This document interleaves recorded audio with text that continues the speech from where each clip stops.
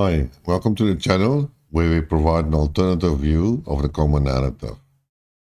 I always forget that today is Thursday, the 18th of May. So just to put it in perspective. Today I would like to talk about the recent missile attack on the ammo depot in Ukraine, in the city of Khmelnytsky, if I pronounce correctly. So if you are interested, please continue watching.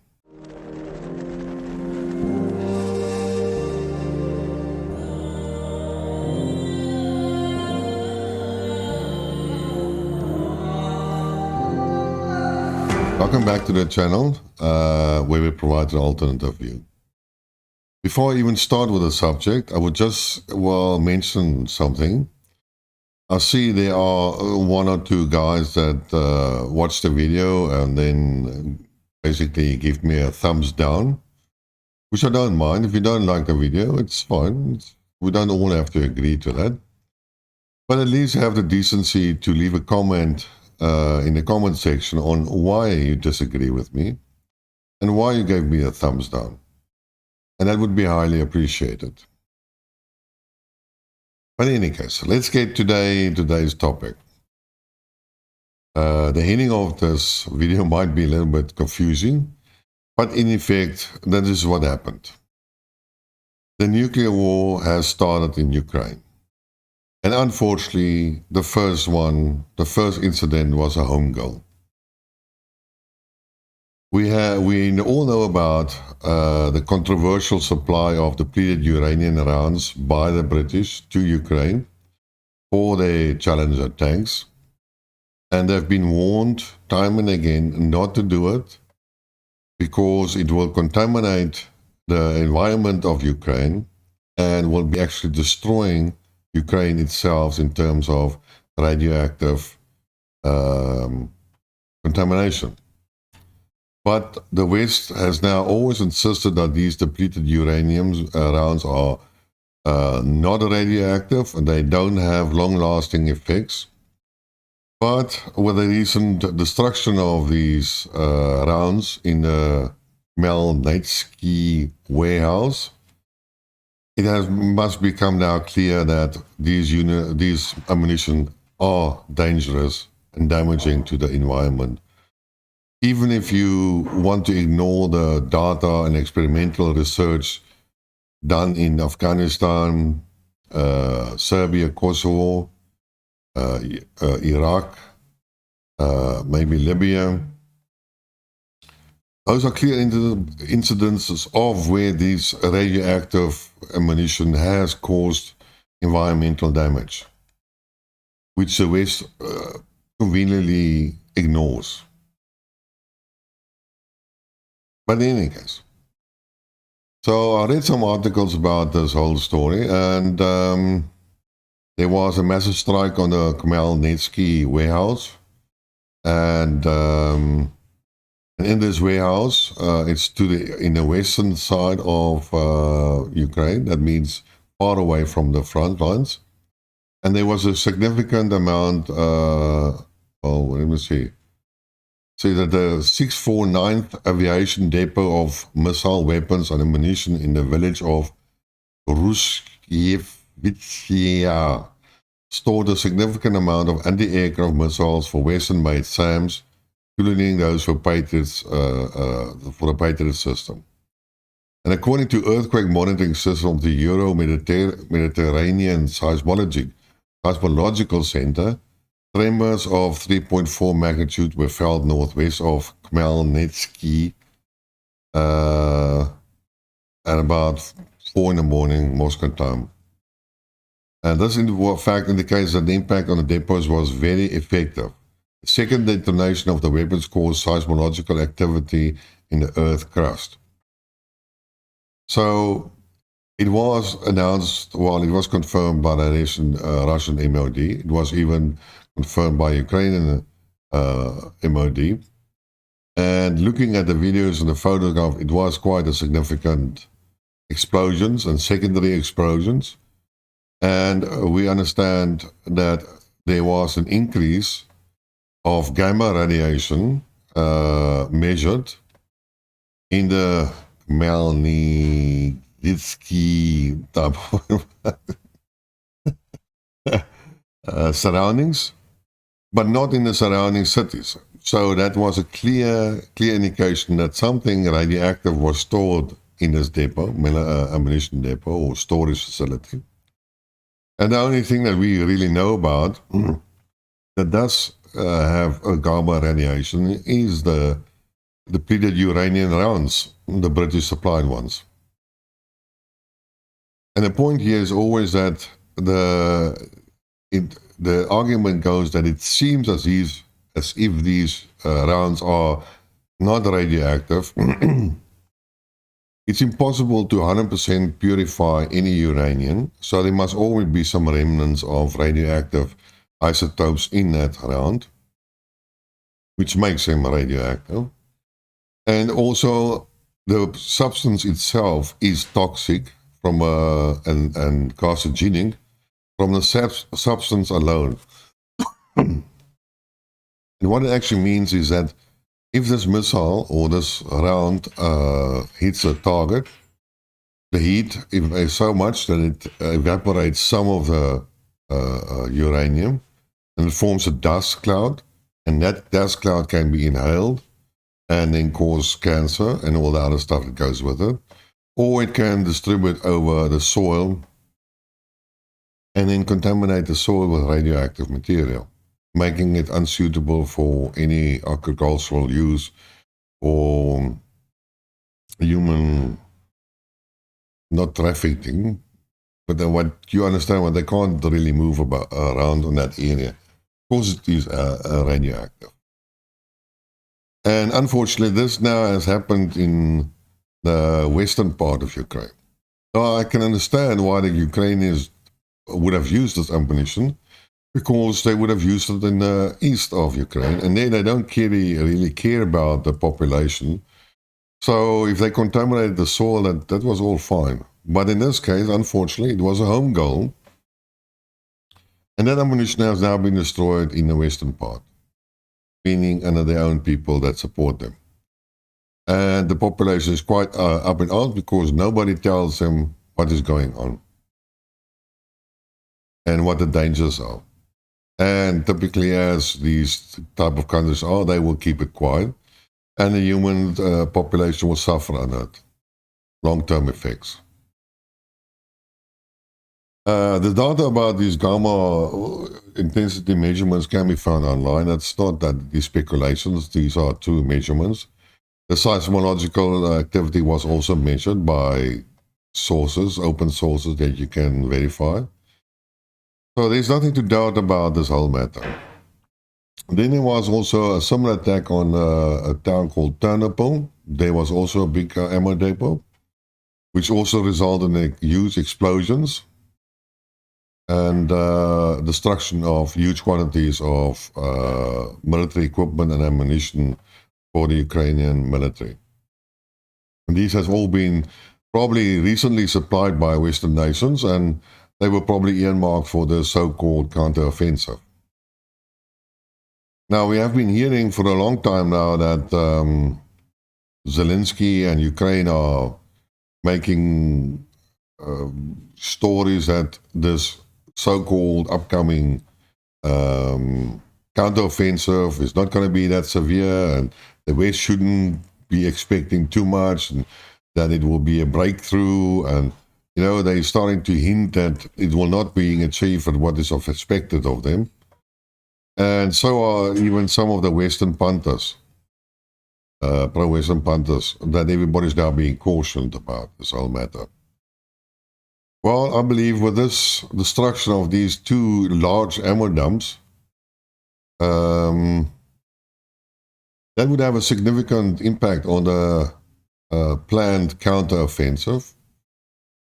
Something which I didn't really believe in, but, well, that unfortunately was advocated. And now I'm not so sure if this counteroffensive will happen in the summer or not. We have seen an increase in conflict in the Bakhmut area. Apparently, the Ukrainian forces have sent in more arms and more ammunition to them, and they have driven the Russian troops, Wagner groups, and the other groups a little bit backwards, occupied a small reoccupied a portion of the city. Not much, but still, it seems to me the conflict has escalated. And Prigozhin has always warned that a counteroffensive might happen in this region. Well, one can understand that because the highest concentration of Ukrainian forces are in that area, and Zelensky has expressed many times his so-called value of Bakhmut in terms of prestige and credibility. So one would expect that the counteroffensive might happen, but with the loss of all the ammunition, I don't believe that a full-scale type of counteroffensive can be done.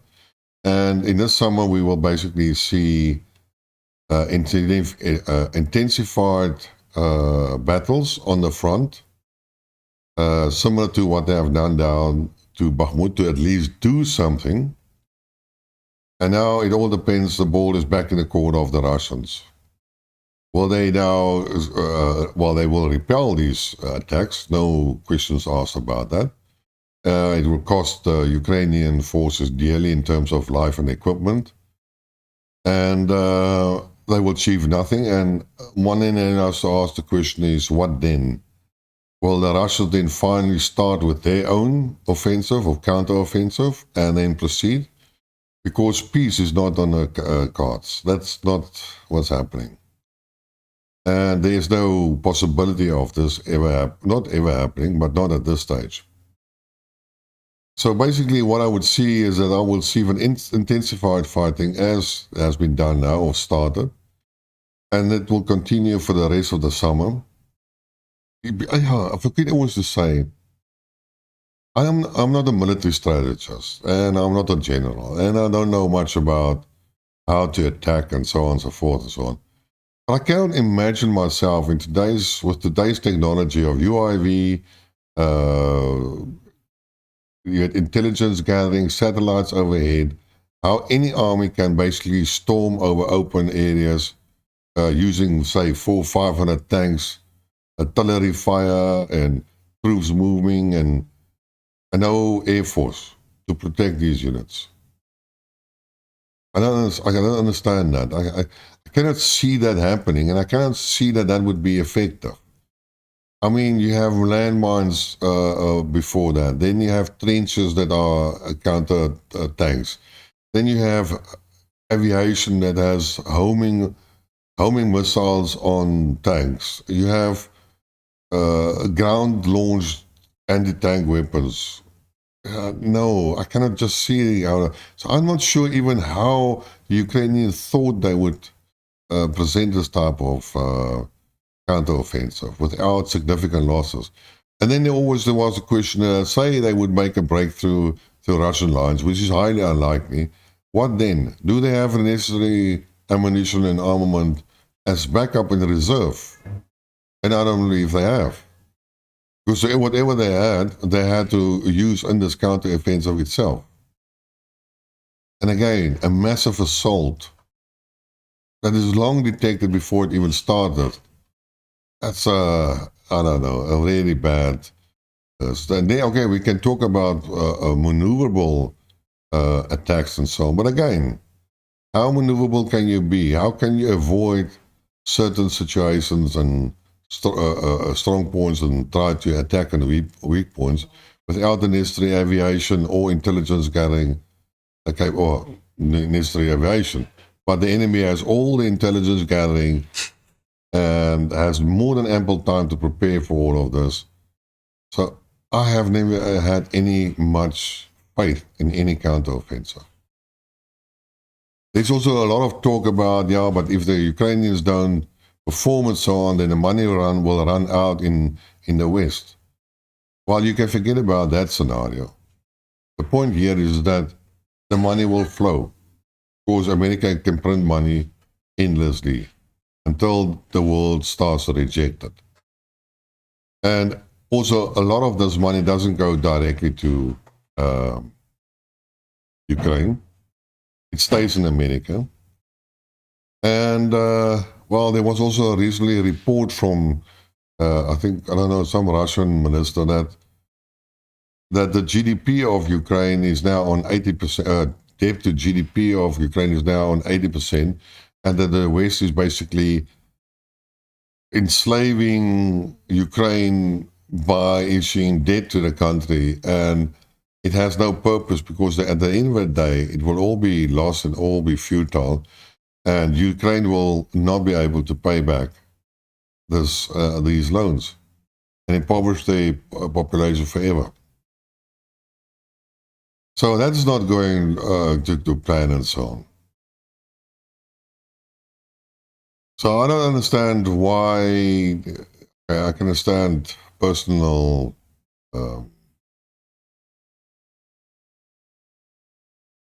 prestige or views, but I mean Zelensky and these right-wing buddies and so on, they are just committing suicide for no gains, unless you are talking about the corruption and the money that they are obviously stealing from the West.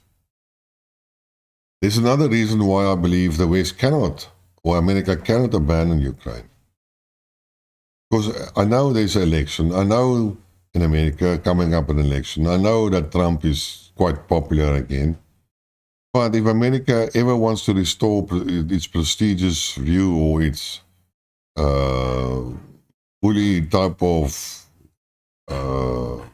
image in the world, it has to make sure that Ukraine is supplied with weapons and that it does not fail. Because if Ukraine doesn't, if Ukraine fails, then there is no reason to even start antagonizing China and try to get into a war with China. So what's the purpose? Who's going to support America in a fight against China if they know they're going to be abandoned like now, just like Ukraine, in a fight against an existential foe like Russia for America and Europe? Who will support them? That would be also suicidal. There's no gain in it. It doesn't make sense whatsoever. So it has to be, they have to support Ukraine. And they have to keep on doing that until the Russians say, have conquered the whole, half of the Ukraine or the whole territory. Otherwise, it makes no sense in continuing this whole matter. Unless you always talk about the corruption and self-enrichment, like the Bidens do and Zelensky is doing and all his cronies are doing, well, then I can understand that. But it also gives, there's also a saying that, yes, time is on the Russian side, it's not on the western side. But is it really? During this whole conflict, a lot of money is being spent on Ukraine. Not as much money in terms of armament to Ukraine. The bulk of the funding American funding goes to other sources, mostly internal. There's now a commitment from European countries to increase their military spending to 2% of GDP, for what it means that GDP means in any case, since our economies are suffering, but they are spending the money on that. I don't believe the European military-industrial complex is still in a very good functional system. So what is actually happening is that Western nations will spend the money, and they have realized that you need ammunition, you need weapons, so they have to upgrade their military-industrial complex. In a similar system, America has to ramp up their military-industrial complex in order to increase production of weapons. Because if they don't do that, then what's the point? They will never be able to confront China in whatever respect and hope to win a battle. They will not gather the support of Ukraine or of Taiwan or Japan or South Korea. Because who will manufacture the weapons? What will happen if they run out of it? Will they also be abandoned as Americans have abandoned, supposedly have abandoned in Ukraine? Doesn't make sense. So this war is not going to end this month. Yeah. I don't even believe it will end next year, unless there is some other major crisis, which I always said that is the dark horse or the black swan event, and that can be maybe like a financial crisis. We know that the banks in Italy are absolutely underwater. And I now read that Italy has a GDP to debt ratio of 150 and it's not improving, getting worse and worse and worse. And in the meantime, they want to decouple themselves from China and the Road and Belt Initiative. And then, oh well, go to the West, where the West has nothing to offer except pain and self-destruction.